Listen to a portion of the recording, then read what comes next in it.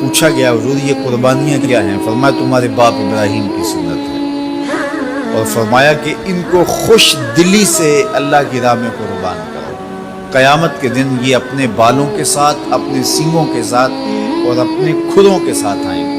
اور یہ بھی ارشاد فرمایا کہ کل پل صراط پر یہ سواریاں بن کے تمہیں پل صراط سے پار لگائیں گے۔ اور جب قربانی کے لیے کوئی شخص جانور خوش دلی کے ساتھ رضائے الہی کے حصول کے لیے ذبح کرتا ہے تو اس جانور کا خون زمین پر گرنے سے قبل یہ عمل قبول کر لیا جاتا ہے۔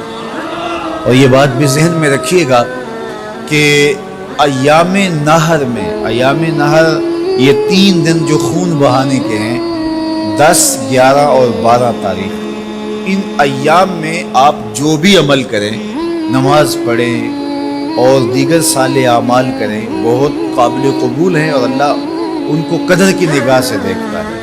لیکن ان ایام میں جو سب سے زیادہ اللہ کو محبوب عمل ہے وہ راہ خدا میں خون بہانا ہے، قربانی پیش کرنا ہے۔ تو قربانی کا کوئی اور متبادل نہیں ہو سکتا۔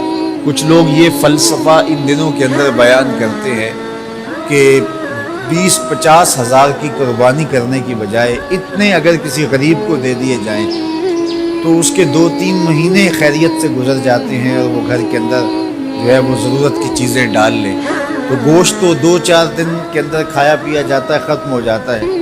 لیکن اگر اتنے پیسے کسی غریب کے گھر دے دیے جائے تو یہ اچھی بات ہے۔ تو اسلام کب اس عمل سے روکتا ہے؟ غریب کی مدد کیجیے، صرف عید کے دن ہی نہیں، مینڈے کی جگہ ہی نہیں، بلکہ اسلام تو راہ خدا میں جانور ذبح کر کے اسی جذبے کو بیدار کرنا چاہتا ہے کہ تمہیں گوشت کی ضرورت بھی نہیں تھی پھر بھی تم نے ذبح کر دیا، تو جہاں ضرورت ہوگی اور تمہاری ہمسائیگی میں، تمہارے اطراف میں جب کوئی غریب ہوگا تو پھر تم اس کے لیے ذبح کیوں نہیں کرو گے؟